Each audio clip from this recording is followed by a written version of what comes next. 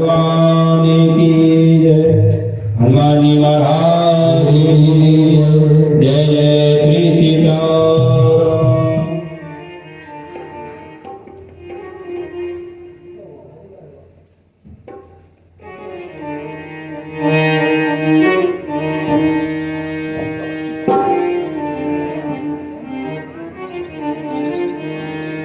श्रीमन्महागणाधिपतये नमः। श्री सीतारामचन्द्राभ्यां नमः। गजाननं भूतगणाधिसेवितं कपित्थजम्बूफलचारुभक्षणम् उमासुतं शोकविनाशकारकं नमामि विघ्नेश्वरपादपङ्कजम्। वन्दे बोधमयं नित्यं गुरुं शङ्कररूपिणं यमास्त्रतो हि वक्रोऽपि चन्द्रः सर्वत्र वन्द्यते। नीलाम्बुजश्यामलकोमलाङ्गं सीतासमारोपितभागं पाणौ महासायकचारुचापं नमामि रामं श्रीरघुवंशनाथम्। वन्दे विदेतनया पदपुण्डरीकं कैशोरसौरभ समाहितयोगिचित्तं हन्तुं प्रतापमनिशं मुनिहंससेव्यं सन्मानसामि परिपीतपरागपुञ्जं मनोजवं मारुततुल्यवेगं जितेन्द्रियं बुद्धिमतां वरिष्ठं वातात्मजं वानरयूथमुख्यं श्रीरामदूतं शरणं प्रपद्ये।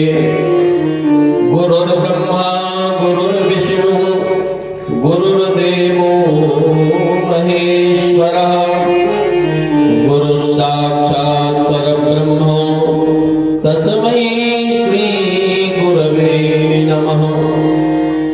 अखण्डमण्डलाकारं व्याप्तं येन चराचरं तत्पदं दर्शितं येन तस्मै श्री गुरवे नमः। तुलसीकनमस्तुभ्यं इहा गच्छ शुभप्रदो नैऋत्य उपविश्येदं पूजनं प्रतिगृह्यताम्। बन्दं अवधभुवार सत्यप्रेम जिहिराजिपद विचुरत दीनदयाल प्रियतनुतृण इव परिहर्यो। वन्दं पवनकुमार खलमन पावक व्यानघन जासु हृदय आगार बसहि राम सरचापर। सिय राम स्वरूप अगाध अनूप बिलोचन नीनन को जल है। श्रुति राम कथा मुख राम को नाम ये पुनि राम ही कौशल है। मति राम ही सो रति राम ही सो गति राम सो राम ही को बलु है। सबकी न कहे तुलसी के मथे इतना जग जीवन को फल है। सबकी न कहे तुलसी के मथे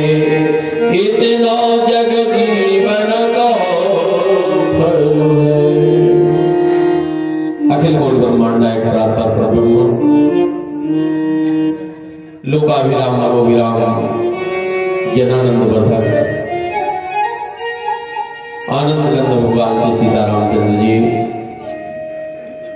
अनंत बलवंत राम कथा रसिक संत से जी महाराज, पूज्य चरण गोस्वामी तुलसीदास जी महाराज, विराजमान भगवान की पावन कथा का श्रवण करने के लिए पधारे हुए समस्त सदगृहस्थ सुधी श्रोतावृंद, भक्तिमती माताओं, देवियों, संगीतकार जन और ये कलवरिया परिवार, जिनके श्रद्धा के परिणाम स्वरूप हम इस प्रांगण में बैठ करके भगवान की पावन कथा का श्रवण कर रहे हैं। आप सब जानते हैं कि बाकी कर्म हो जाए तो हो जाए, ना हो तो ना हो। पूरे होंगे तो भी संसार छूट करके आगे बढ़ना है, और पूरे नहीं होंगे तो भी संसार छूटना है। संसार का कोई भी कर्म यदि अधूरा रह जाए, संसार छूट जाए तो ज्यादा चिंता की बात नहीं है। लेकिन यदि भगवान के सुने बगैर, भगवान को समझे बगैर, भगवान को जाने बगैर, भगवान को माने बगैर संसार छूटेगा तो बहुत घाटा है, बहुत परेशानी। ये जीव तब तक भ्रमित रहेगा, ये जीव तब तक कष्ट में रहेगा, ये जीव तब तक जन्म मरण के चक्कर में फंसा रहेगा जब तक भगवान को नहीं सुनेगा। यज्ञ आप करें चाहे न करें कोई महत्व की बात नहीं, योग आप करें चाहे न करें कोई महत्व की बात नहीं, दान आप करें चाहे न करें कोई महत्व की बात नहीं, क्योंकि ये जो सारे कार्य हैं ये आपको परलोक में सुविधा देने वाले हैं। अच्छा आप दान करेंगे, स्वर्ग में जाके आनंद भोगेंगे, अगला जन्म होगा तो भरपूर मिल जाएगा। यज्ञ आदि करेंगे, स्वर्ग में आपको सुख सुविधाएं मिलेंगी, अगला जन्म होगा फिर सुख सुविधा के अधिकारी बन जाओगे, बड़े घर में जन्म हो जाएगा। योग करोगे, शरीर स्वस्थ जीवन भर रहेगा, मर गए तो उसी योग के बल पर जो है बड़े बड़े अच्छे स्थान पर पहुंच जाओगे, फिर संसार में आओगे, सुखी हो जाओगे, अच्छा साधन मिलेगा। लेकिन कथा यदि आपने सुन ली तो कथा सुनने के बाद फिर दूसरी बार आने की चिंता ही नहीं है, संसार में आने की समस्या खत्म हो गई। तो जहां जाओगे वहां हमेशा के लिए केवल सुखी सुख मिलेगा, आनंद ही आनंद मिलेगा, फिर कुछ करिए। इसलिए चाहे शास्त्रों की दृष्टि से देखा जाए, चाहे संतों की दृष्टि से देखा जाए, संत तुलसीदास जी महाराज सारे शास्त्रों का निचोड़ मानस के माध्यम से कहते हैं, कलियुग योग न यज्ञ न ज्ञान, कलियुग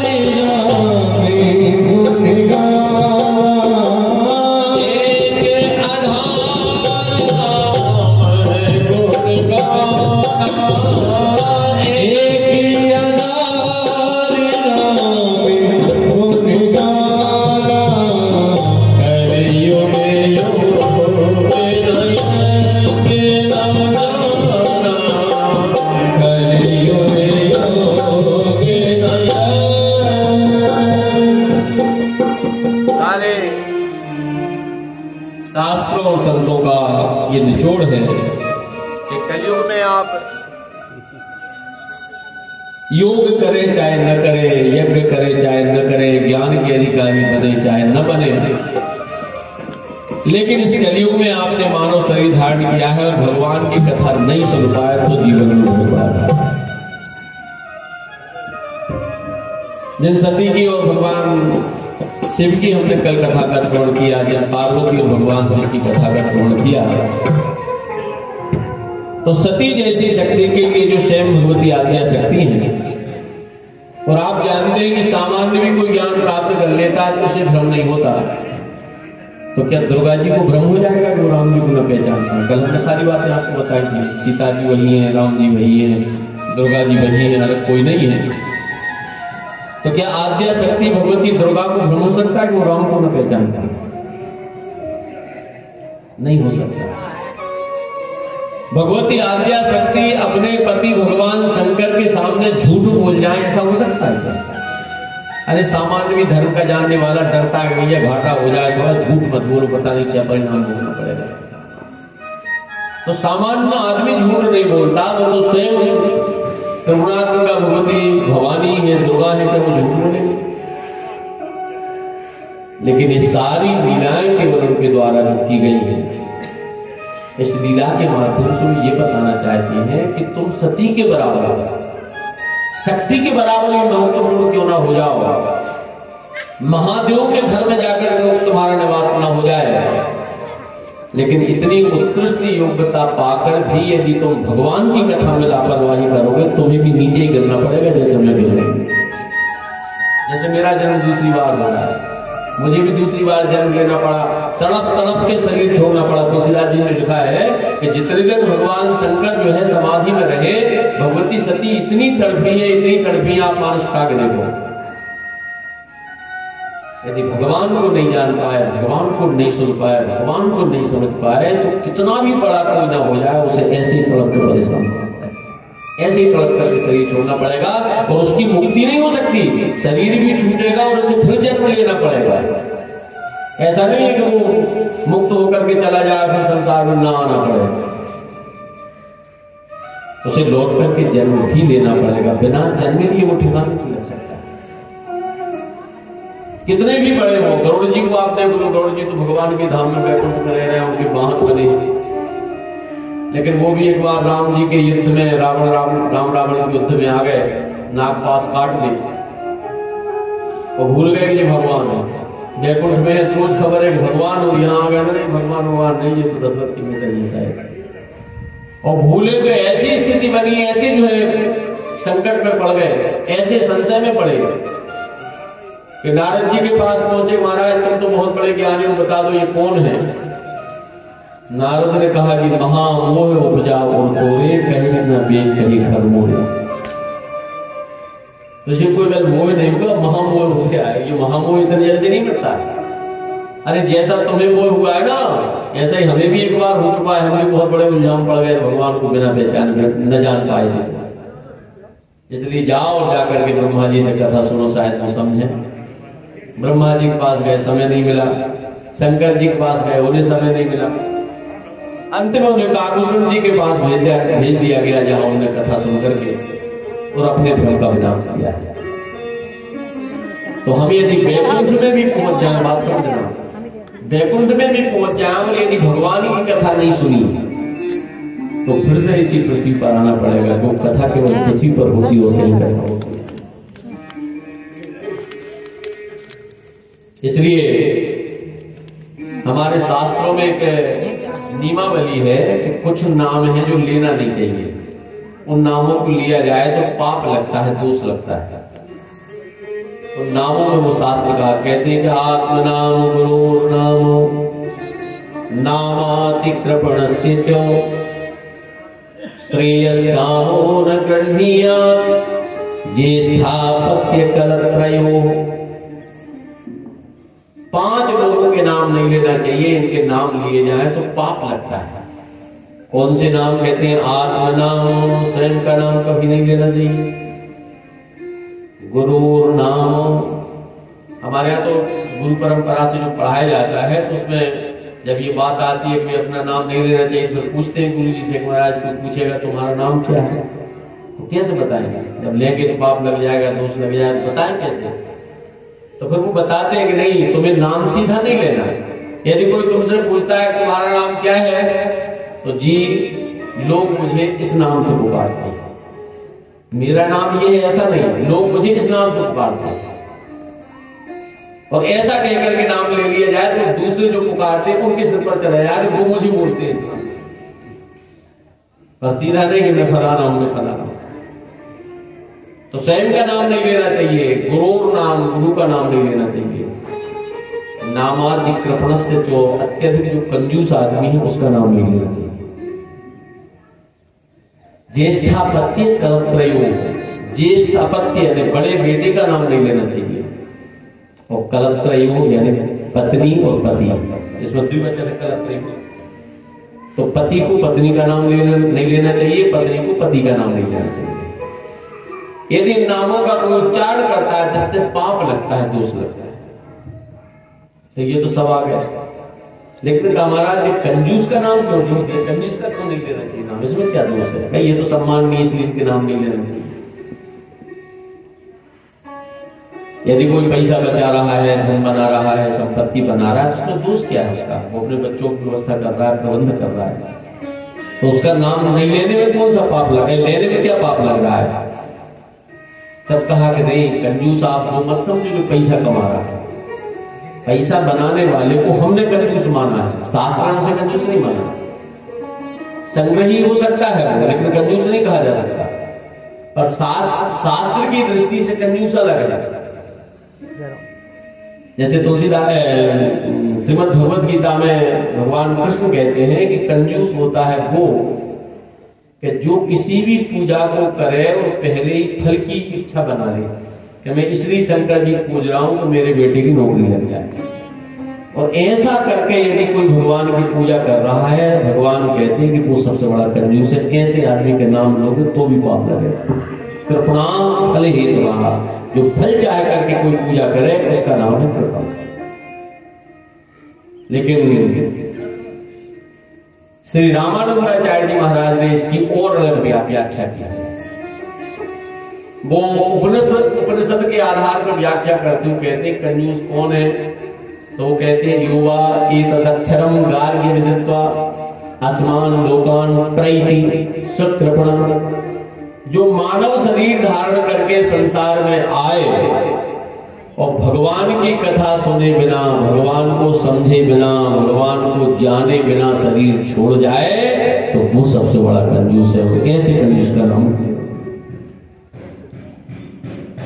क्योंकि संत और शास्त्र सब कहते हैं कि मानव शरीर किसी भी अन्य व्यवस्था के लिए नहीं मिला। देह धरे कर यह फल भाई, भजिए राम सब काम बिहाई, भजिए राम सब काम बिहाई, देह धरे कर यह फल भाई। मानव शरीर धारण करने का फल ही ये है कि हम किसी तरह अपने आराध्य से जुड़ जाएं, परमात्मा से जुड़ जाएं, भगवान से जुड़ जाएं जिसने हमें ये शरीर दिया है। और जिनने ऐसा नहीं किया है, जो इस शरीर को धारण करके अपने योग्यता के अहंकार में, धन के अहंकार में, सुंदरता के अहंकार में, पद के अहंकार में भगवान से दूर बने रहे, तो स्वयं ब्रह्मा जी कहते हैं हे भगवान मैंने ऐसा देखा है। स्वयं वेद भगवान कहते, रामचरितमानस का यह उदाहरण देखें, वेद कह रहे हैं रामचरितमानस में भगवान की वंदना करते हुए कि जे ज्ञान मान विमत्त तव भवहरण भक्ति न आदरी, ते पाई सुर दुर्लभ पदादवी परत हम देखंदरी। कहते हैं भगवान हमने देखा है कि जो धन के मान में मस्त होकर के, अपने पद के मान में मस्त होकर के, अपनी योग्यता के मान में मस्त होकर के, अपने ज्ञान के मान में मस्त होकर के और आपके चरणों की सेवा से दूर चले गए, आपके नाम से दूर चले गए, आपकी कथा से दूर चले गए, वो बहुत ऊपर जाकर भी फिर से नीचे गिरेंगे हमने। इसलिए जितने अन्य साधन हैं वो साधन आप करें या न करें, उसके लिए प्रतिबंध नहीं है, उसके लिए शास्त्रीय दबाव नहीं है। आपको सुख सुविधाएं चाहिए, आप यज्ञ करो, दान करो, पूजन करो, सब करो, क्योंकि उससे आपके जीवन में निरोगता रहेगी, हर कार्य आपके सिद्ध होते रहेंगे, मरने के बाद स्वर्ग मिल जाएगा। लेकिन संत और शास्त्र कहते हैं कि इतना सब करने के बाद भी आपको भगवान की कथा सुनना ही पड़ेगी। यदि इन सबको करते रहे और कथा नहीं सुन पाए तो बहुत बड़ा घाटा हो जाएगा। जीवन तो बढ़िया निकल जाएगा, लेकिन उसके बाद का भरोसा नहीं, उसके बाद की गारंटी। इसलिए आज पार्वती जो पूर्व में सती थी और भगवान की कथा को उन्होंने प्रमाद से सुना था, लापरवाही से सुना था, जिसके कारण वो भगवान को पहचान नहीं पाए, जान नहीं पाए, तो उन्हें शरीर छोड़ना पड़ा और शरीर छोड़कर वो पार्वती बन करके आई है। तो अब भगवान से के पास बैठ करके और उनका पहले ही प्रश्न ये हुआ है, महाराज कथा जो सकल लोक हितकारी सो पूछन जैसे कुमारी, मुझे उन परमात्मा की दिव्य कथा का श्रवण करना है जिस कथा के श्रवण करने से और जीवन की सारी विघ्न बाधाएं खत्म हो जाती हैं और शरीर पाने का जो मूल लक्ष्य है, शरीर पाने का जो मूल फल है, उस फल की मुझे प्राप्ति होती है। वो कथा मैं आपसे सुनना चाहती हूँ। अब वो कथा कैसे सुनी गई, क्या प्रश्न होंगे, इस विषय की चर्चा हम आपसे कर रहे हैं। उसके पहले आइए अब कथा की मदद करने के लिए हम सभी मिलकर भगवान के नाम का संकीर्तन करें और उसके पश्चात जितना समय है उस समय के अनुसार भगवान की पावन कथा नाम श्री राम जय राम जय जय राम, श्री राम जय जय राम, श्री राम जय राम जय जय राम, श्री राम जय राम जय जय राम, श्री राम जय राम जय जय राम, श्री राम जय राम जय राम, श्री राम जय राम जय जय राम, श्री राम जय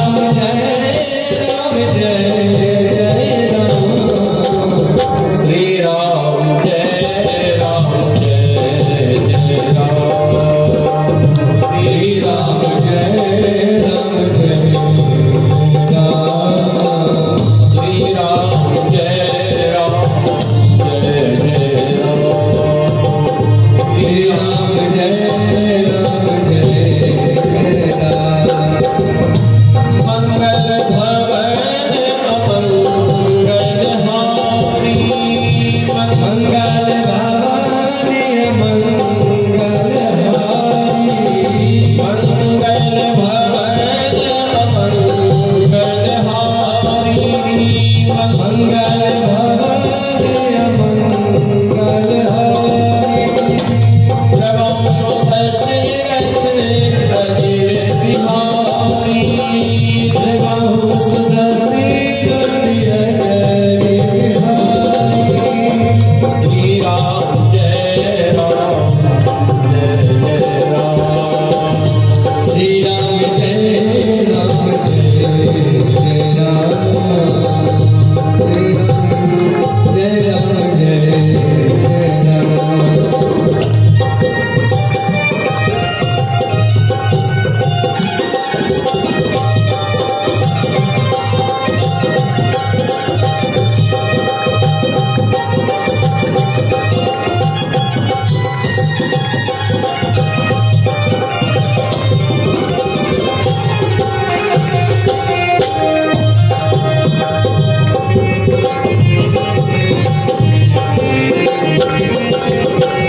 कौशल्या के प्यारे राम, कौशल्या के प्यारे राम, दशरथ राज दुलारे राम, दशरथ राज दुलारे राम, अपनी शरण मैंने लो राम, अपनी शरण में ले लूंगा, अपना दास बना लो राम, अपना दास बना लो राम, श्री राम जय राम जय जय राम, श्री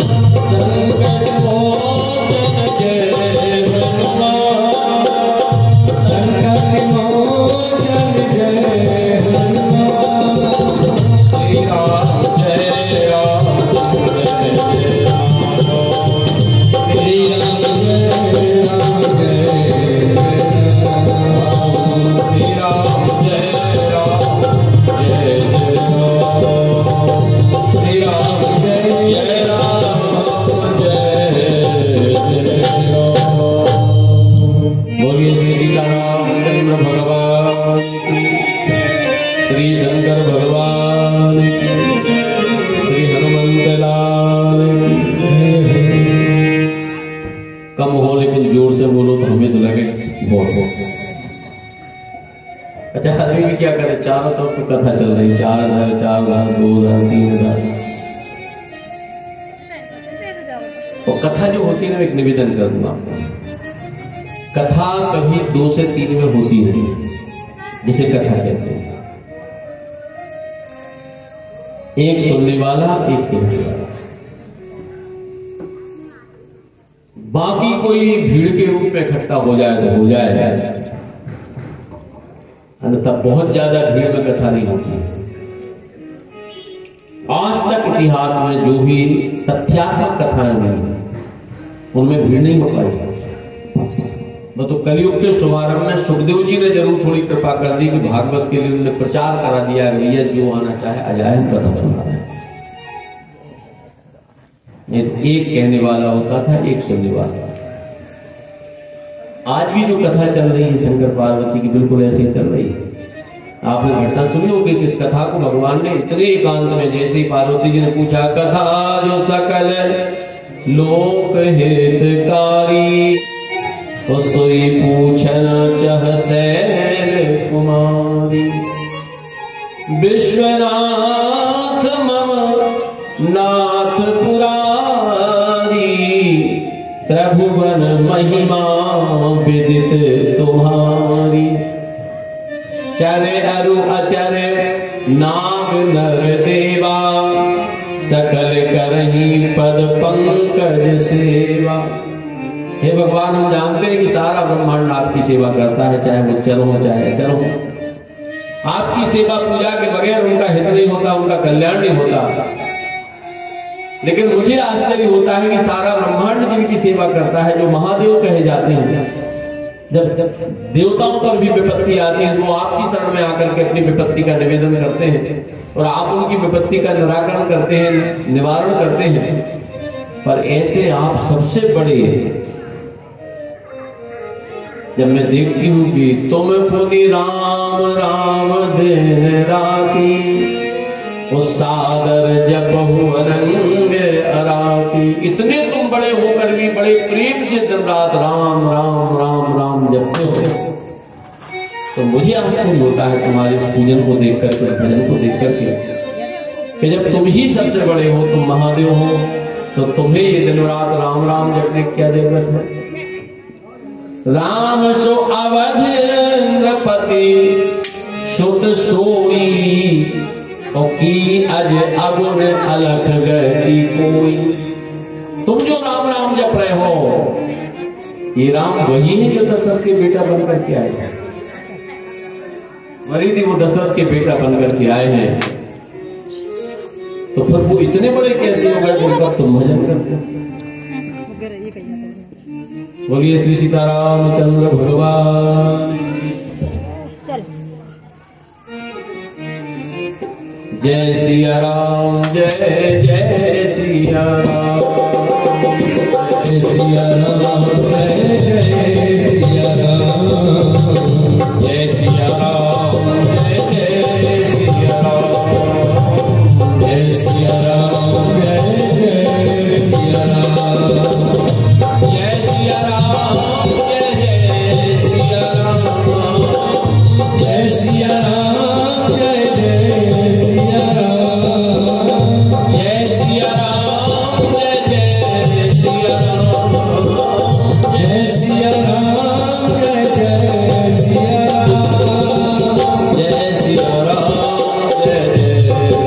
राम, जय सिया राम, जय जय। यदि वो दशरथ नंदन राम ही है, तो फिर वो इतने बड़े कैसे हो गए कि जिनका तुम भजन करते हो। तो तुम जिनका भजन कर रहे हो वो दशरथ के बेटे राम ही है कि अज अगुन अलख गति कोई। क्या कोई और दूसरा राम है जिसका तुम भजन करते हो?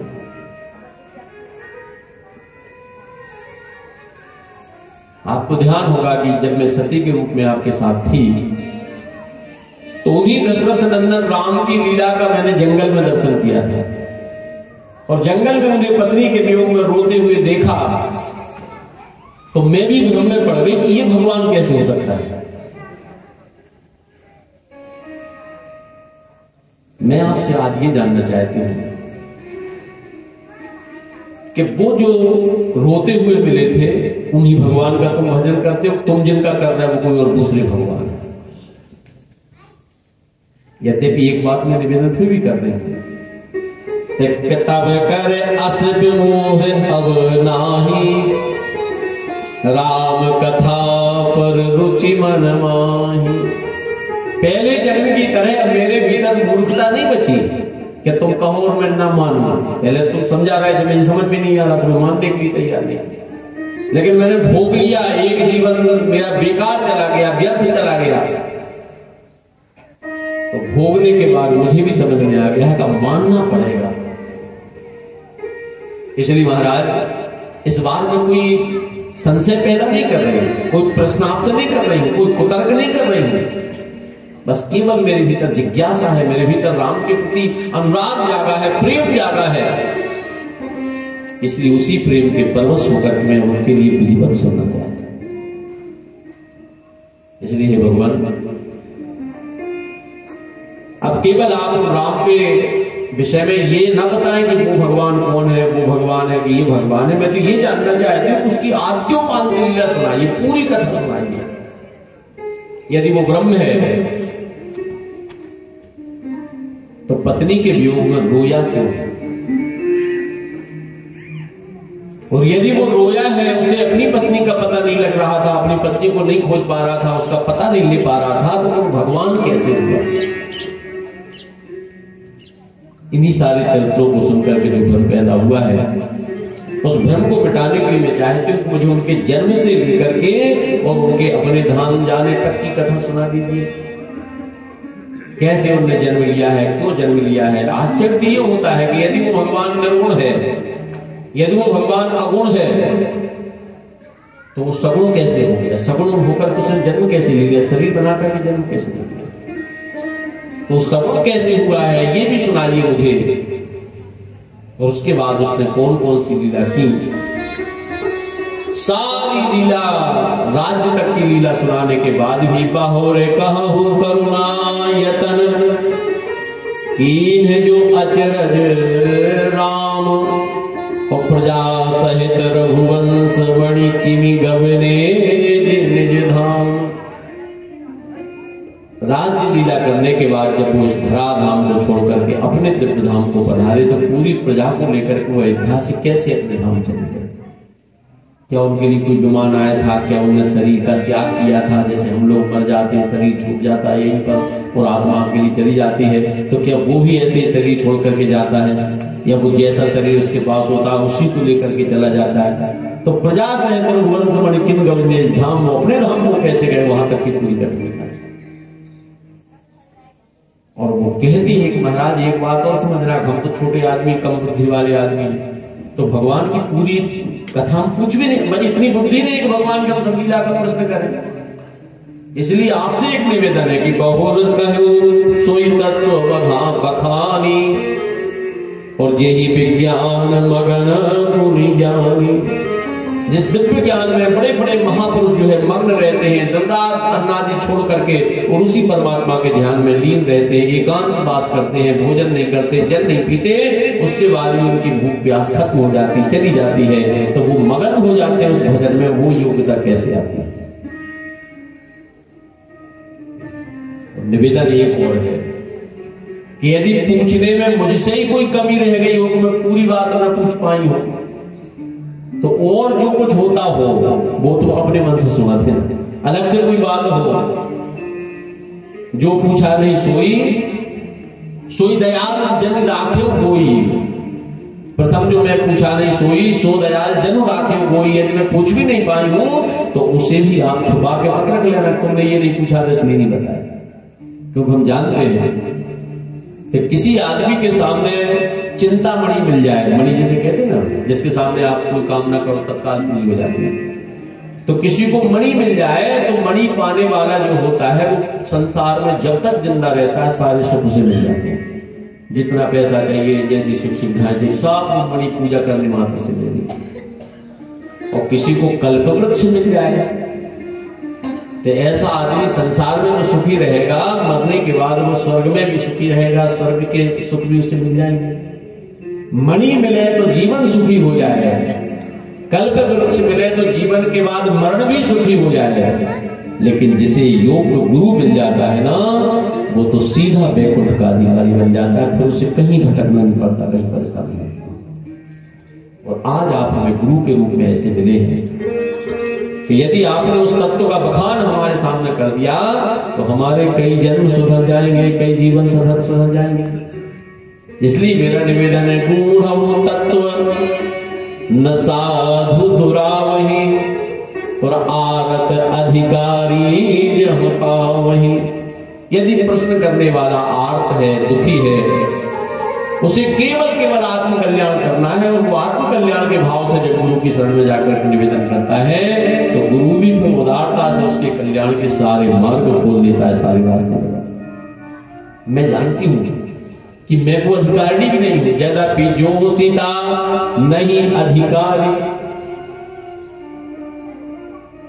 यद्यपि मैं जानती हूं कि स्त्री इस तरह के प्रश्न करने की तक अधिकारी नहीं। ये कौन कह रही, पार्वती जी, कि स्त्री भगवान के कथा के प्रश्न नहीं कर सकती, कथा कहना और सुनना तो बहुत बड़ी बात है। यद्यपि जो सीता नहीं अधिकारी, लेकिन दासी मन क्रम वचन तुम्हारी, पर मैं आपकी जो है दासी बनकर के आई हूं, इसलिए मेरी पर करुणा करो, मुझे भगवान की कथा सुना। भगवान शंकर ने जब पार्वती जी के मुख से ये सारे प्रश्न सुने तो भगवान बड़े प्रसन्न हुए। 2 मिनट के लिए भगवान श्री राम जी की दिव्य लीलाओं में लीन होकर के वो नेत्र बंद कर लेते हैं और नेत्र बंद करके सारी लीला का भगवान से हमने दर्शन किया और उसके बाद नेत्र खोले और खोल करके कहने लगे, पार्वती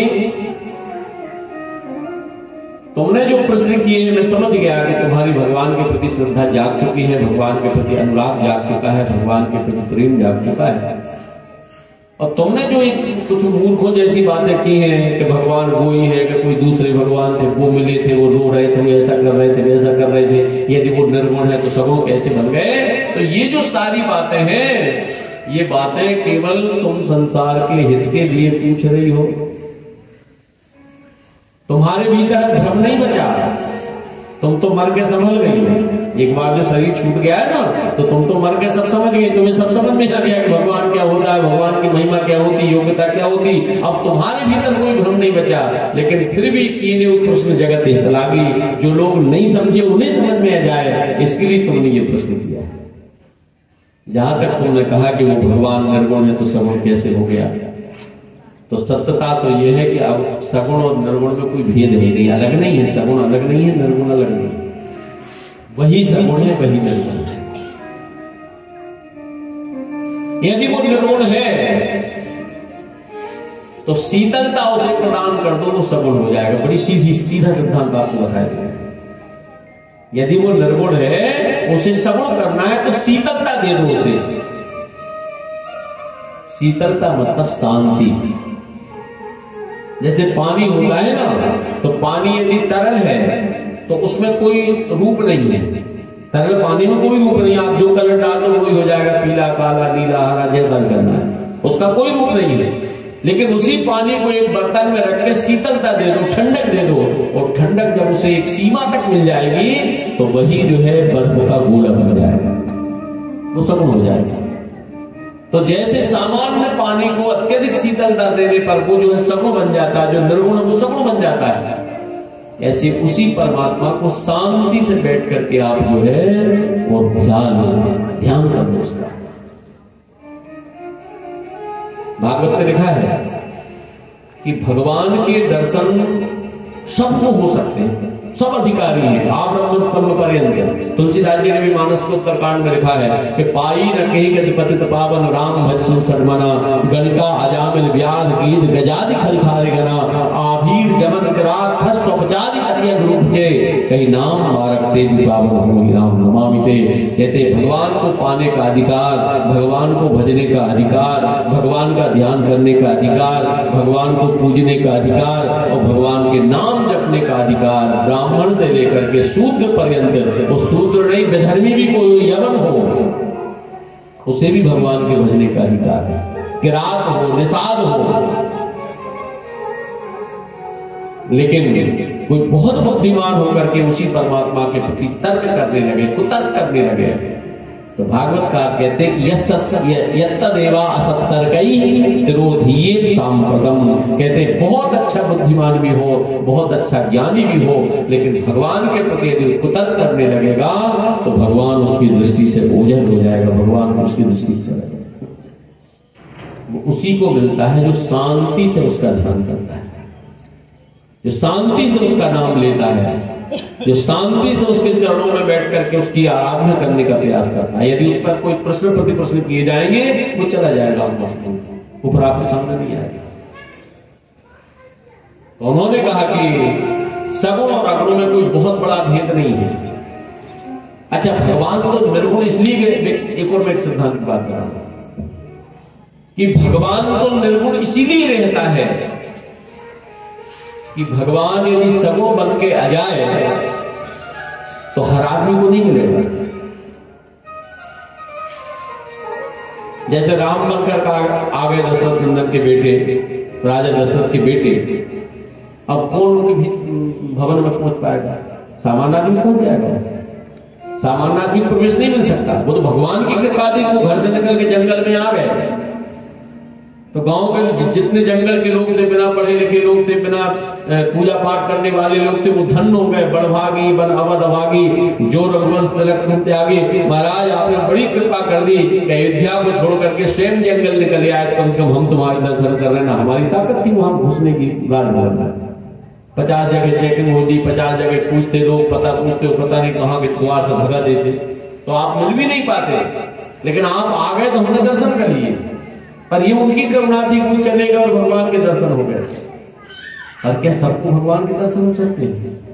अरे भगवान यदि अपनी महिमा में आ जाए, बात समझना, भगवान यदि अपनी में आ जाए तो सनकादि ऋषि को भी द्वार से भगाया जा सकता है। सनकादि ऋषि भी जा रहे थे तो जय विजय ने रोक दिया, कहां जा रहे हैं बिना कपड़ों के, ऐसे जाते हैं भगवान से मिलने के लिए। अरे भगवान के पास आए, थोड़े सच समझ के आओ, थोड़े कोई कपड़ा वपड़ा पहन करके आओ, बढ़िया मर्यादा के साथ आओ। तुम चले आ रहे हैं केवल एक लंगोटी लगाकर। और वो शंकादी थे कि क्रोध में आकर उन्होंने ही श्राप दे दिया, वो नीचे गिरा दिया। हम जैसे वैसे घबरा के लौटाएंगे, हो भैया नहीं आ रहे, चले तो हाथ निकल गए। भगवान निर्गुण इसलिए है कि भगवान है सबसे सस्ती चीज, बात समझना, बाकी सब महंगी चीजें और बनाई जा रही है। कुछ महापुरुषों के द्वारा जो सस्ती चीजों से महंगी बनाई जा रही है, कुछ ऐसी प्रबंध किए जा रहे हैं, ऐसे साधन रख रहे हैं कि सामान्य आदमी वहां तक पहुंचे ही नहीं। भगवान के मंदिरों में भी जो है रसीदें बनने लगी, 500 रुपए दो तो दर्शन कर पाओगे, भीतर ही नहीं मिल पाए, बाहर से मंदिर जीत के घर लौट के चले। ये भगवान को महंगा बनाया गया है, उसका सगुण रूप बनाकर। मंदिर सामान्य था तो कोई भी घुस रहा था, पर मंदिर में करोड़ों लगा करके उसका विकास कर दिया, विस्तार कर दिया, कुछ और मायावी चीजें बना दी, तो अब वहां घुसने के भी पैसे लग रहे हैं। पैसा हो तो घुसो, लौट जाओ बाहर। निर्गुण सबसे सस्ता और सगुण जिस महिमा का होगा, बात समझना आप थोड़ी, मैं गंभीर बात निवेदन कर रहा हूं। सगुण जितनी जिस महिमा का होगा वो उतना ही महंगा हो जाएगा। इसलिए भगवान निर्गुण रहता है। पता नहीं कौन के लिए उसकी जरूरत पड़ जाए, केवट के लिए जरूरत पड़ जाए कि मुझे भगवान चाहिए और वो बैठ जाए भगवान मुझे चाहिए। अब मैं वो भगवान नहीं चाह सकता, जैसे भोग में एक कुंटल काजू किशमिश चाहिए और ऐसे कपड़े चाहिए। मैं तो गरीब आदमी हूं महाराज, मेरे पास तो एक रूखी रोटी है, मैं उसी में आपकी सेवा करना चाहता हूं। तो वो निर्गुण भगवान देखता है कि यदि मैं पहले से ही कोई राजा महाराजा बनकर के सगुण बनूं तो मेरी सेवा के लिए साधन चाहिए। लेकिन यदि किसी गरीब ने पुकार दिया कि महाराज मुझे चाहिए और मेरे पास तो जूठे बेर है और कुछ नहीं है, तो भगवान उसके लायक भी बनकर उसके सामने होगा। इसलिए कब कैसा बनना है, कब किस स्तर का बनना है, किसकी कैसी अपेक्षा है, किसकी कैसी मांग है, उसके अनुरूप भगवान तत्काल बन जाए, इसलिए भगवान रहता है निर्गुण। और यदि वो पहले ही से सगुण बना है तो फिर उसके पास जाने के लिए नियमावली होगी, ऐसे होगे तो पहुंचोगे। इसलिए हे पार्वती, तुमने जो कहा कि सगुण और अवगुण में अंतर होता है, वो निर्गुण था तो सगुण कैसे हो गया, कैसे हुआ, तो ये केवल तुम्हारी बुद्धि का भ्रम है। और ऐसे ही भ्रमों को मिटाने के लिए कथा कही जाती है, ऐसे भ्रम को दूर करने के लिए कथा कही जाती है। कोई रात में जा रहा है, थोड़ा सा अंधियारा भी है, थोड़ा प्रकाश भी है, और रास्ते में उसे सांप दिख जाए, अब वो लौटेगा, फिर उसे भगाने का प्रयास करेगा, वो रास्ता ही नहीं छोड़ रहा, रास्ता दूर नहीं हो रहा, अब बड़ी परेशानी, जाना जरूर है, बीच रास्ता पे सांप पड़ा है, हट भी नहीं रहा, लाठी पटक रहे हैं, चिल्ला रहे हैं, लेकिन वो जहां तहां पड़ा है, क्या करेगा वो आदमी? रास्ता तो रोक, वो आगे नहीं बढ़ पाएगा। लेकिन कहते हैं कि जैसे उसने सांप को देख करके अपने आप को पीछे लौटा लिया, या रास्ते में पड़े हुए सांप ने जैसे उसकी रास्ता रोक दी है, तो उसको हटाने का एकमात्र साधन है कि तुम्हारे पास प्रकाश हो, लाइट है। और लाइट जब होगी और लाइट से मार करके देखोगे तो तुम्हें समझ में जाएगा कि वो सांप है ही नहीं, वो तो रस्सी पड़ी है, इसलिए हट भी नहीं रही, जगह नहीं छोड़, और तुम सांप समझ करके घर लौट करके आ रहे हो। तो जैसे आधे अंधियारे में, आधे प्रकाश में पड़ी हुई रस्सी को हम सांप समझ बैठे और सांप समझ करके घर आ करके लौटे, उसे भगाने का प्रयास करें तो भगे भी ना, रास्ता भी न छोड़े, तो फिर एक ही रास्ता है कि ना तो वो भग रहा है, ना हट रहा है, और ना आगे बढ़ पा रहे हैं, तो फिर तो लाइट की व्यवस्था बना दो, लाइट भर हो जाए, अपने आप सामने जाएगा कि सांप में कुछ हो पड़ा है। ठीक इसी तरह से जब भी हमें भगवान के विषय में ऐसे कोई भ्रम हो रहे हैं, भगवान की लीला के विषय में ऐसे कोई भ्रम हो रहे हैं, भगवान की करुणा के विषय में कोई भ्रम हो रहे हैं, भगवान की कृपा के विषय में कोई भ्रम हो रहे हैं, भगवान के विधान के विषय में कोई भ्रम हो रहे हैं, तो केवल जो है भगवान की कथा रूपी बैटरी अपने साथ रखो, भगवान की कथा रूपी प्रकाश को अपने जीवन में ले आओ, तुम्हें साफ साफ समझ में जाएगा। मैं इतनी पूजा करता हूँ फिर भी दिन रात परेशान रहता हूँ, मैं इतने दान करता हूं फिर भी मैं निरंतर संकट भोग रहा हूं, परेशानी भोग रहा हूं, क्यों भोग रहा हूं? कथा के प्रकाश में जाओ, सब पता लग जाएगा क्यों भोग रहा है। तुमने जो कहा कि राम एक है कि राम दो है, तो पार्वती राम दो है ही नहीं, दशरथ नंदन अलग है, जिन्हें मैं जपता हूं वो अलग है। ये तुम्हारे भीतर भ्रम हो रहा है ना, ये तो वैसे ही भ्रम हो गया कि चितबज लोचन अंगूरी लाए और प्रगट जुगल ससीते ही के भाई। शाम को चंद्रमा पूरा का पूरा निकला है आकाश में, आप चंद्रमा को देख रहे हैं, लेकिन ऐसे बीच में उंगली कर लो तो चंद्रमा दो दिखेंगे, क्योंकि आंखें दो है ना, तो एक उंगली किस तरफ भी दिखेगा, एक इस तरफ भी दिखेगा। सामने उंगली बंद करोगे एक चंद्रमा दिखेगा, लेकिन बीच में कोई भी चीज यदि आप रख करके चंद्रमा को देखोगे तो दो आंखें दो चंद्रमा देखेंगी, एक आंख इस तरफ चंद्रमा देख रही, दूसरी आंख इस तरफ चंद्रमा देख रही है। और यदि आपको दो चंद्रमा दिखे तो आप कहेंगे आकाश में एक ही चंद्रमा था, दो कहां से हो गए? तो यदि दो हुए हैं तो तुम्हारी मूर्खता से हुए, तुम उसके बीच में उंगली लगा रहे हैं। यदि उंगली न लगाओ, सहज में चंद्रमा देखो, तो जैसे बगैर किसी अवरोध के एक चंद्रमा दिखाई देता है, ऐसे जब हमारे बीच में संसार का कोई अवरोध नहीं होता, मूर्खता का, अज्ञान का, मोह का कोई अवरोध नहीं होता, तो परमात्मा एक ही दिखाई देगा, फिर दो भगवान दिखाई नहीं दे सकते। वो दो देख रहे हो तो कोई ना कोई अज्ञान का अवरोध हमारे होता है, कोई मूर्खता का अवरोध हमारे होता है। इसलिए पार्वती वो परमात्मा सगुण भी है, वो परमात्मा निर्गुण भी है। वो दशरथ नंदन बनकर के आए तो भी वो उतना ही शक्तिशाली है जितना शक्तिशाली जो वैकुंठ में निवास करते हुए रहता है, जो साकेत में निवास करते हुए रहता है। लेकिन फिर भी वो सगुण बनकर के जब आता है उसके कुछ कारण संतों ने कहे, यद्यपि वो कारण निवेदन यहाँ पर बात समझ में जाएगी। कि भगवान शंकर ने यहाँ जितने भगवान के सगुण होने के कारण बताए हैं, उन कारणों को अपनी गारंटी में नहीं लिया भगवान। वो ये नहीं कह रहे कि बिल्कुल सत्य है।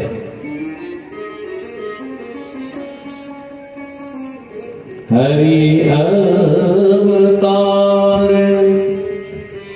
हे तुझे ही होई, हरि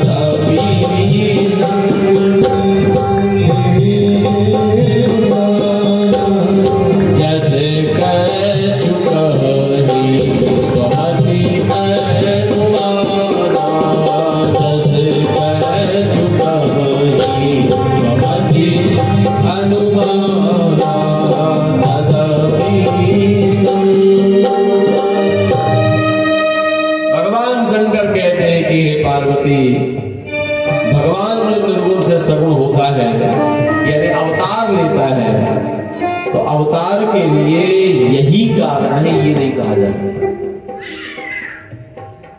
पर फिर भी संतों के द्वारा, शास्त्रों के द्वारा जो बातें कही हैं, उन्हीं बातों को मैं तुम्हें सुनाता हूं।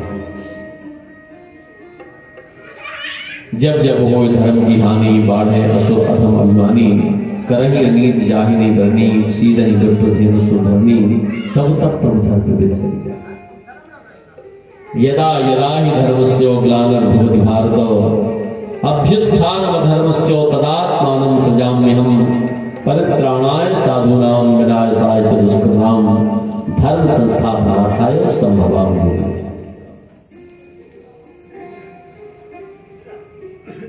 जब धर्म की गिरानी होती है, वो अधर्म की वृद्धि होती है। हानि नहीं, यहां ग्लानि शब्द लिखा है गीता का। यदा यदा ही धर्मस्य ग्लानिर्भवति भारत।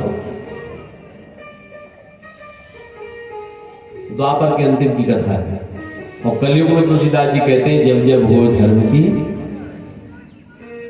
शब्द बदल दिया, हानि और ग्लानि दोनों शब्दों में अंतर है। ग्लानि का अर्थ होता है कि धर्म का आचरण करने वाले ही अधर्म करें, और लोगों को उस अधर्म के जो है अधर्म, लेकिन देखने में धर्म लगता है, जिसे धर्माभाव भी भागवत की दृष्टि से कहा है। आचरण धर्म जैसा करेंगे, आडंबर धर्म जैसा बनाएंगे, लेकिन धर्म जैसा आडंबर बना करके जो अधर्म कर रहे हैं, कहते हैं वो धर्म का आवरण ओढ़ करके किया जाने वाला जो अधर्म होता है, उसका नाम होता है धर्म की ग्लानि। और धर्म का त्याग कर दिया जाए, उसका नाम है धर्म की हानि। वो कहते हैं कुछ ऐसे लोग भी होंगे जो रहेंगे धार्मिक, जनता की दृष्टि से वो धार्मिक रहेंगे, लेकिन धार्मिक रहते हुए धार्मिकता का आवरण ओढ़कर भी वो लोग आचरण अधर्म का करेंगे। कहते ऐसे लोगों को संभालने के लिए, उस धर्म की ईमानदारी से प्रतिष्ठा करने के लिए, सत्य धर्म की प्रतिष्ठा करने के लिए, विधर्मा परधर्मस्य आभास उपमक्षला, 5 प्रकार के धर्माचरण होते हैं जो देखने में धर्म होता है, लेकिन वो पाप होते हैं। उनमें विधर्म होता है।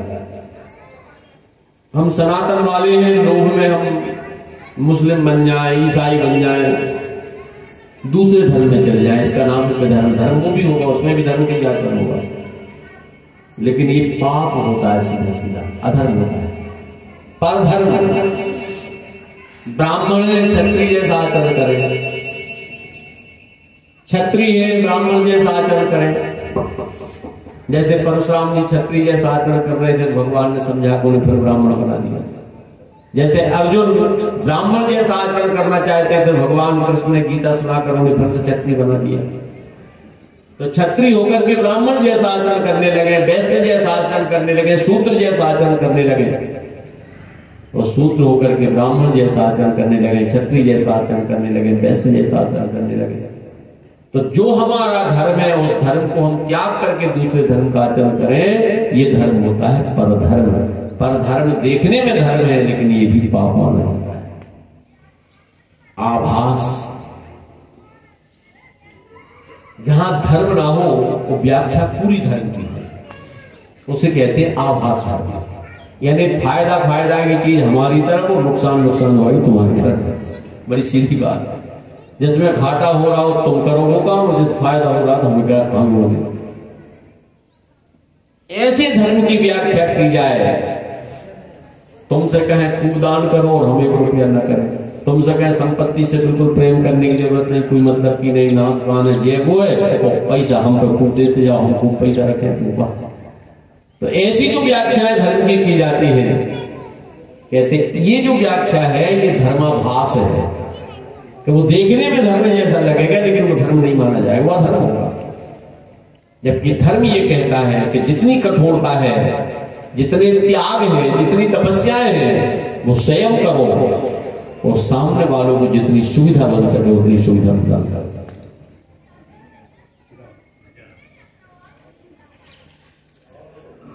तो ऐसे जो 5 प्रकार के धर्म है, ये कहने में धर्म हो जाते हैं, लेकिन ये सारे के सारे धर्म अधर्म है, पाप है, लेकिन मरने के बाद उनके परिणाम भोग।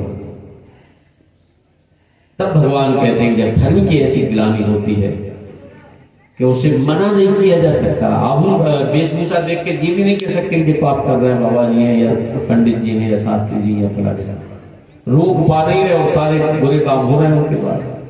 तो कहते हैं आदमी भी धर्म के प्रति उसे ग्लानि सी हो जाती है, दुख सा होने लगता है। बताओ जब ऐसे लोग ये कर रहे हैं तो हम क्या करेंगे। तो भगवान कहते हैं तब मैं जो है आता हूं, वो जो धर्म की ग्लानि करने वाले लोग हैं, धर्म के साथ अधर्म करने वाले लोग हैं, उन पर मैं नियंत्रण करता हूं, उन पर मैं दबाव करता हूं।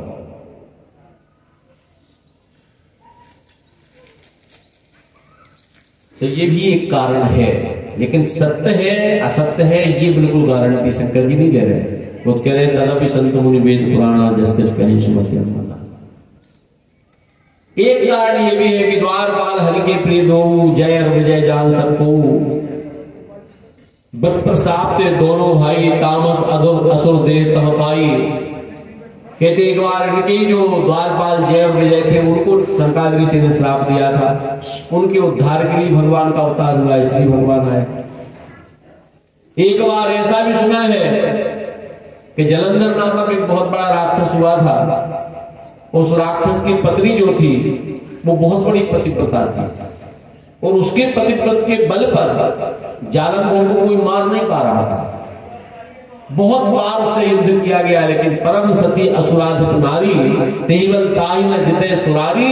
कहते उसकी पत्नी के पतिव्रत धर्म के बल पर उसके पति का वध नहीं किया जा रहा था और वो उसका आवरण लेकर के, उसकी शक्ति लेकर के पूरे ब्रह्मांड पर अत्याचार कर रहा था।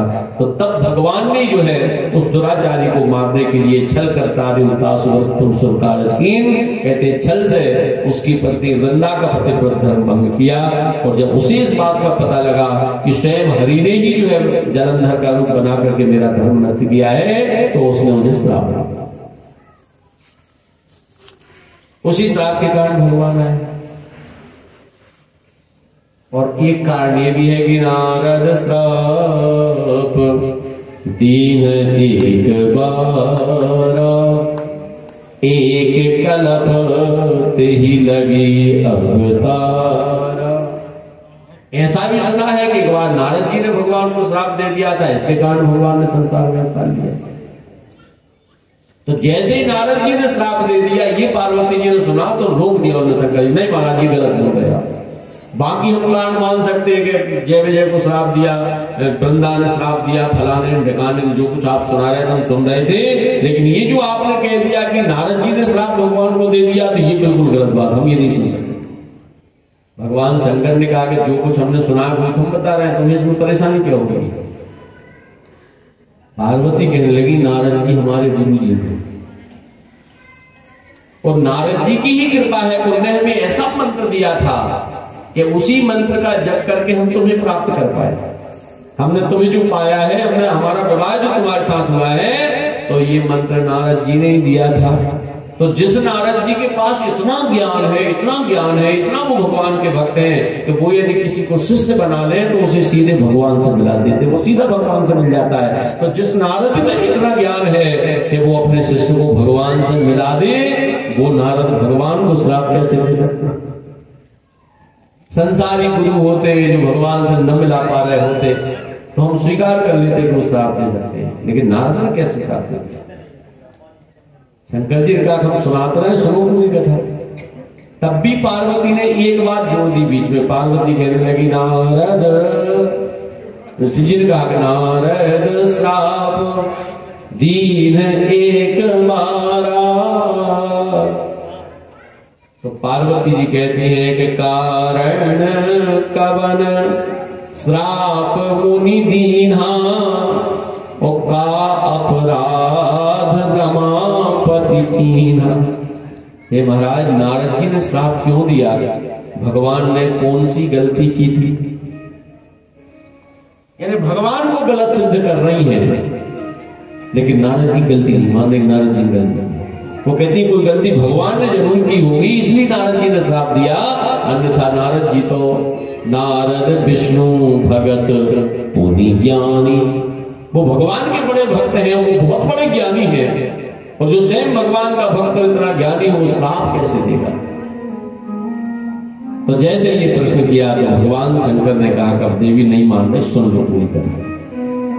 तो मैं पूरी वो नारद मोह वाली जो कथा है, आप सब जानते हो, उस कथा को सुनाया। और नारद मोह की जब कथा का पूरा श्रवण कराया तो भगवान शंकर ने एक ही बात वहां पर कही कि पार्वती, नारद जी को जो कुछ प्राप्त हुआ था वो नारद जी का नहीं था। एक बात आप भी समझने का प्रयास करेंगे कि नारद जी को जो मिला था वो नारद जी का नहीं था, वो था किसी और का, और जो और का था उसे नारद जी ने अपना मान लिया, और अपना मानकर जो अभिमान कर बैठे, उसी अभिमान का परिणाम हुआ कि नारद जी का इतना अपमान हुआ। और की चीज पे अहंकार करने का अधिकार किसी को नहीं है। अहंकार करना है तो अपनी चीज पे करो, और अपनी कौन सी है? तो उसका जी मुझे बता देना अपनी क्या है। कोई कहे कि संपत्ति मैंने कमाई है, मेरी है, नहीं है। मकान मैंने बनाया, मकान मेरा है, नहीं है। विवाह मेरा हुआ है, पत्नी मेरी है, नहीं है। बेटा मेरा है, नहीं है। किसी प्रकार का कोई पद पा लिया, ये मेरा है, नहीं है। मेरा क्या है? तो मेरा केवल एक है, उसके अतिरिक्त कोई मेरा नहीं है। जो हमें, अच्छा बड़ी सीधी बात है कि उसे तो अपना माने जो हमेशा साथ रहे, जो कुछ दिन के लिए मिले फिर चला जाए, फिर कुछ दिन मिले फिर चला जाए, तो वो अपना कैसे हो सकता है? अपना वो है जो निरंतर अपने पास रहे, जो निरंतर हमारे पास रहे। बाकी जो चलने फिरने वाले ये तो राहगीर हैं, मिलते हैं चले जाते हैं, मिलते हैं चले जाते हैं। तो कहते हैं अपना कौन है जिस पर अभिमान किया जाए? तो तुलसीदास जी कहते हैं अस अभिमान जाय जनी भोरे, मैं सेवक रघुपति पति मोरे। अस अभिमान, अभिमान करो तो इस पर करो कि मैं राम जी का हूं, राम जी मैं भगवान का हूं, भगवान मेरे हैं। ये अभिमान किया जाए तो अभिमान ठीक है, लेकिन कोई कहे मैं इतना ताकतवर, ठीक है भैया 2-4 साल घूम ले, फिर मिलना 10 साल बाद, पानी नहीं उठा कर पी पा रहे, पाँव नहीं चल रहे, हाथ नहीं चल रहे, कहां गई तेरी ताकत? तेरा पद था तो कहां गया? तेरा धन था तो कहां गया? तेरा बेटा था तो कहां गया? तेरा परिवार था तो कहां गया? 2, 5, 10 साल के लिए कुछ आता है, लौट जाता है। जैसे 2 दिन के लिए मेहमान आया, चले जाए स्वागत पाके, ऐसा ये चीजें आने जाने वाली है, लेकिन स्थायी कोई हमारा है तो वो केवल परमात्मा होता है। यदि अहंकार कोई करे तो अपने भगवान पर कर ले कि मैं राम जी का भक्त हूं, मैं हनुमान जी का भक्त हूं, मैं शंकर जी का भक्त हूं। और यदि ईमानदारी से उन्हें अपना मान कर कोई अहंकार करे तो ये अहंकार बच सकता है। बाकी सब पराई वाली चीजें, बाकी चीजों पर जो अहंकार होगा वो अहंकार मिथ्या होगा, वो दम्भ होगा, वो पाखंड होगा। और ऐसे आदमी को हमेशा गिरना पड़ेगा, हमेशा परेशान होना पड़ेगा। इसलिए बड़े से बड़े लोग भी जो समझदार होते हैं, वो आपने घटना सुनी ना, देनहार कोई और है, भेजत है दिन रेन, लोग भरम हम पर करत ताते नीचे नैन। एक बहुत बड़ा दानी जो नित्य दान करता था, लेकिन नियम था कि वो हमेशा देता था तो सिर झुकाए रहता, चेहरा नहीं बताता था।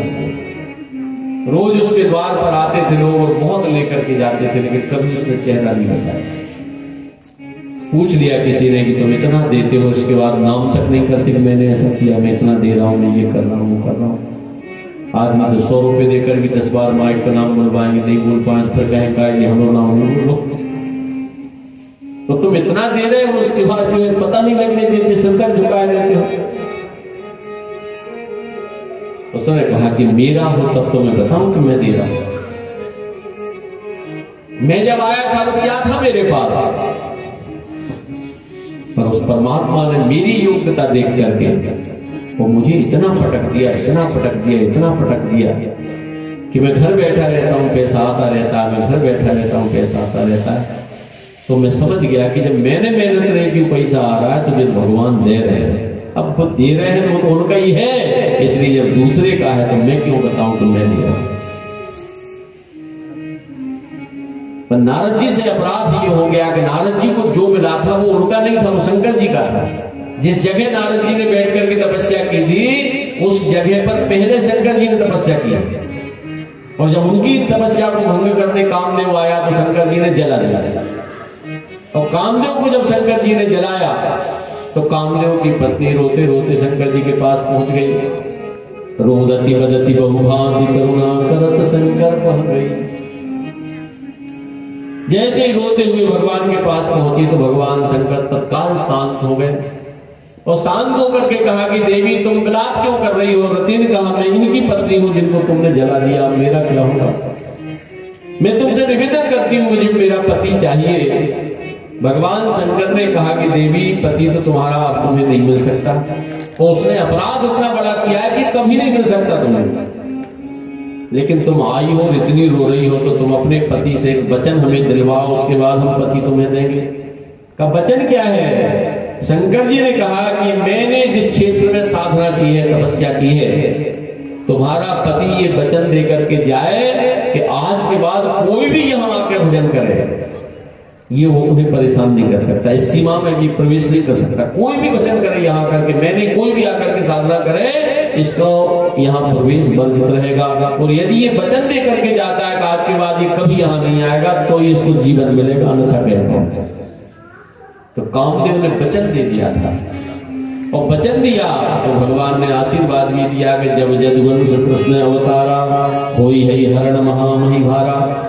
इसका शरीर जो है भगवान कृष्ण के वंश से मिलेगा, भगवान कृष्ण के पुत्र के रूप में आएगा। और जब तक शरीर नहीं मिल रहा तब तक ये मनोज रहेगा, यानी मन के भीतर, सबके भीतर बिना शरीर के निवास करेगा। तो शिव जी ने उस पूरे क्षेत्र को अपनी तपस्या से कामदेव के द्वारा प्रतिबंधित कर दिया था कि उस क्षेत्र में कामदेव प्रवेश नहीं कर सकता। अब उसी जगह जाकर नारद जी बैठ गए भजन करने के लिए, और कामदेव पहुंच गया।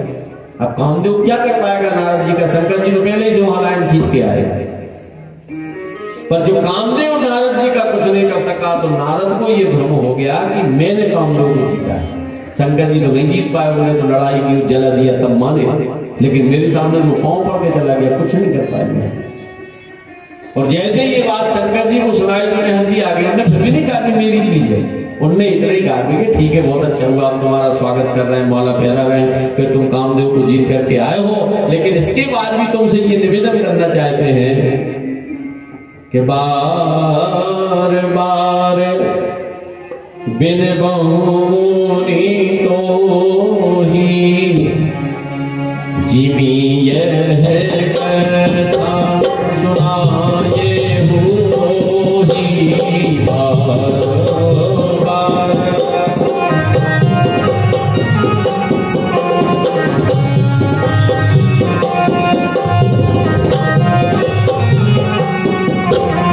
जिमी यह कथा सुनाए हो ही, जिमी यह कथा सुनाए हो ही, जिमी जनी हरि ही सुनाए हो बबहू, जिमी जनी हरि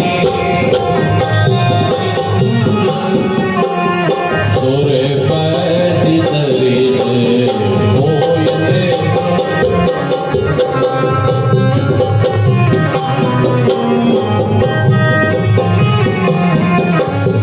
चलहु प्रसंग दुराये हो तबहु, चलाए प्रसंग दुराये।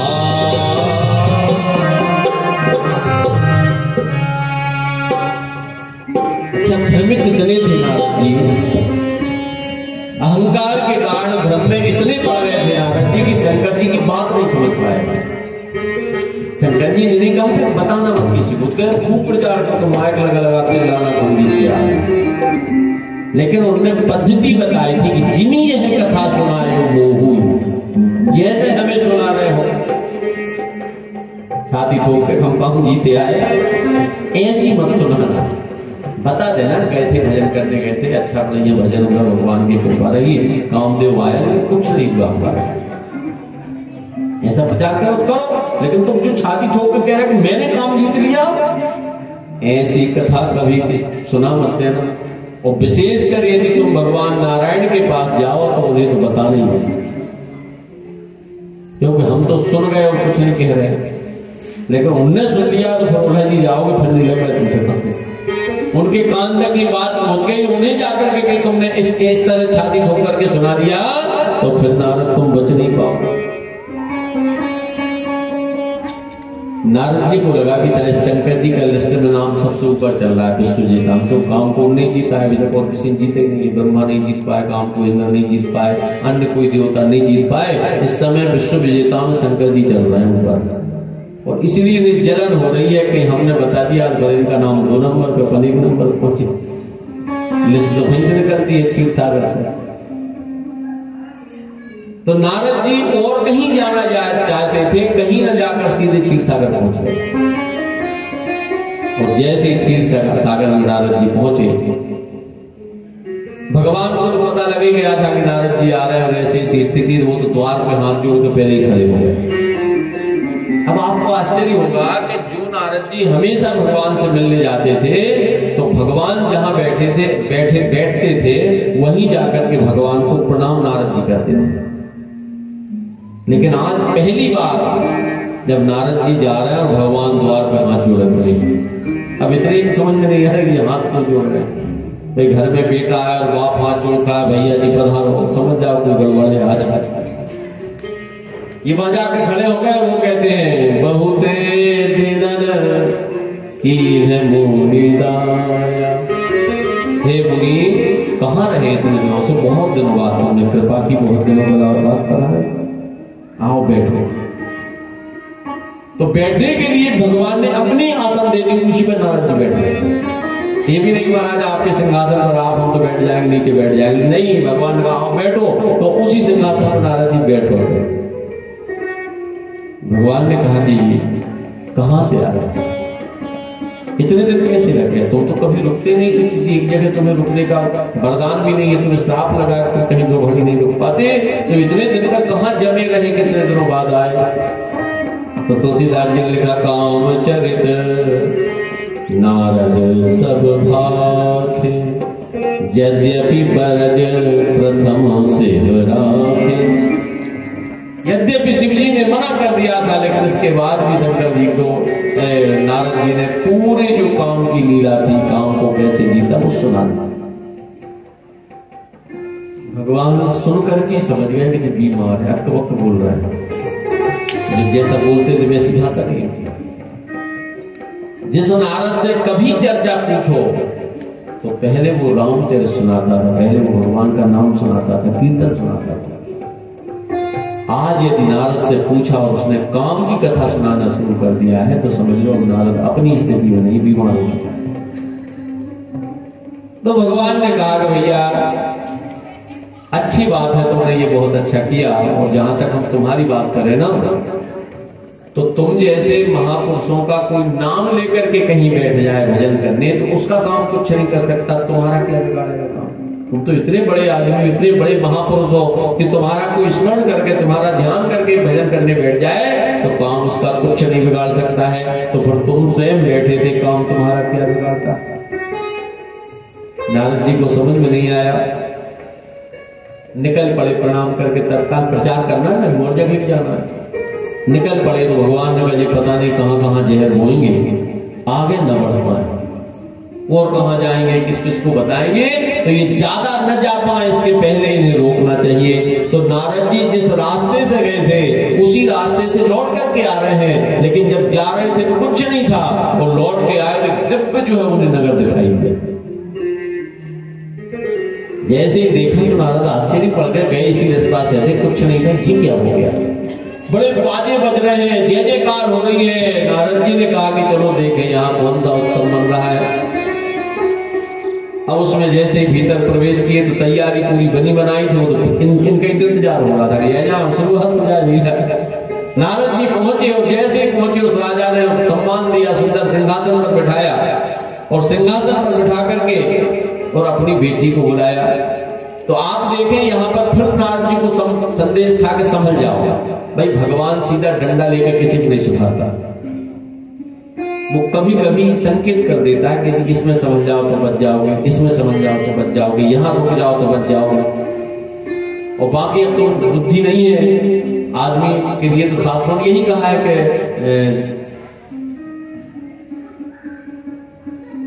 भोजन करना, भयभीत होना, संतान पैदा कर लेना, सुख भोगना, ये जो है प्रत्येक जीव में समान होते हैं, आदमी में और अन्य जानवरों में। भोजन भी सब करते हैं, संतान भी सबकी होती है, नींद आदि भी सबको आती, भोजन सुख आदि के भी सबके भीतर लालसा होती है। लेकिन मानव की विशेषता है कि ज्ञान ही तेसाम अधिकम विशिष्टम, और ज्ञानी लीना पशु समाना। यदि थोड़ी सी उसमें बुद्धि और वो बुद्धिपूर्वक आचरण करे तो उसका नाम आदमी। और हमेशा एक मूर्खता बना रहे, अहंकार में डूबा रहे, तो जानवर से अतिरिक्त वो कुछ नहीं हो सकता। तो नारद जी को फिर संदेश दिया।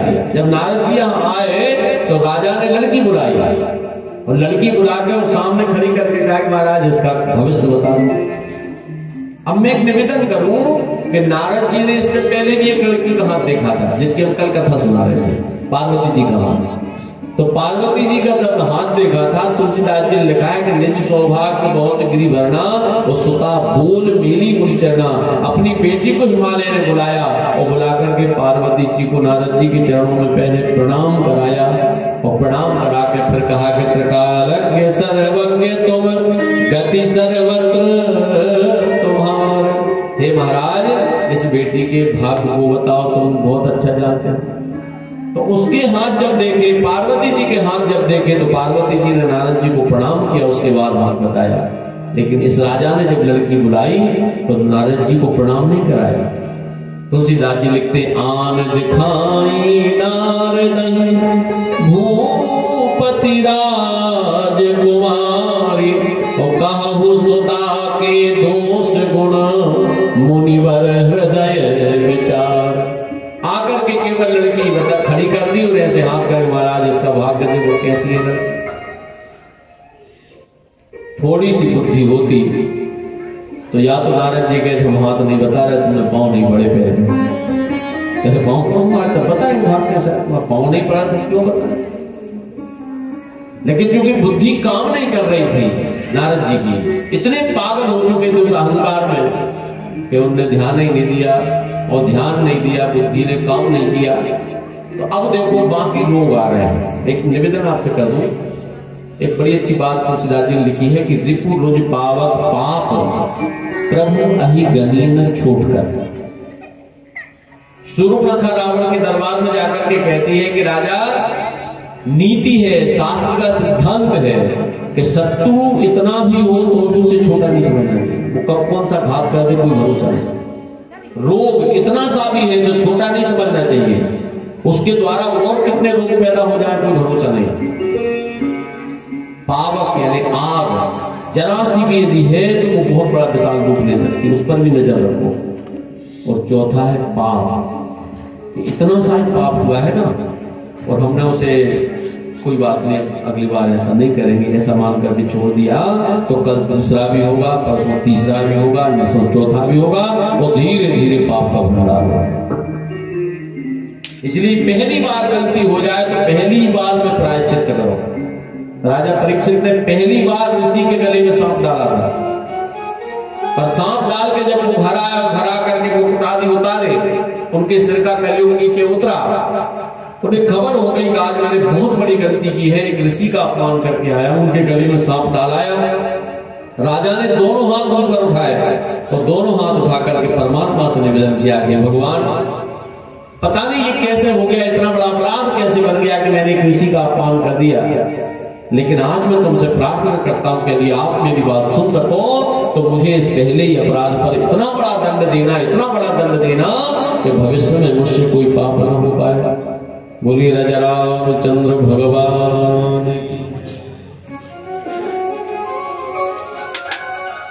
एक बार पाप बने और आदमी को दंड न मिले तो वो ये समझता है कि पाप करना बुरी बात है, वो दूसरा पाप कर लेता है, तीसरा पाप कर लेता है।